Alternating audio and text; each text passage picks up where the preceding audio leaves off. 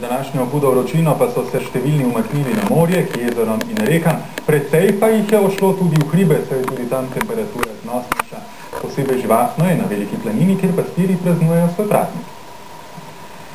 Ob pastirskem prazniku se je na planini zelo veliko obiskovalcev udeležilo svete maše pri kapelici Marije Snežne. Velika večina obiskovalcev pa je hotela poskusiti tudi pastirske dobrote, ki so jih ponujali pri nekaterih pastirskih bajtah. Mleko večinoma sveže vdamo, ker je toliko turizma, pa nekaj pa skisamo, potem pa damo kislo mleko, pa kakšne žgance zraven. Kar dosti obiskovalcev je želelo še bolje spoznati pastirsko kulturo Velike planine.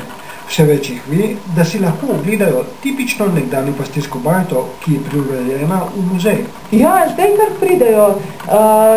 Moram reči, da včasih obiskovalci niti niso vedeli, da je tukaj kakšen muzej. Zdaj pa moram reči, da beseda da besedo in kar prihajajo.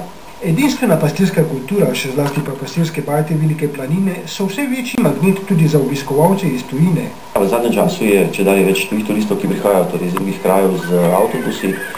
Sicer pa organiziramo tudi sami organizirane skupine, še posebej šolske skupine v pomladanskem času. Planina navduši tako rekoč vse obiskovalce.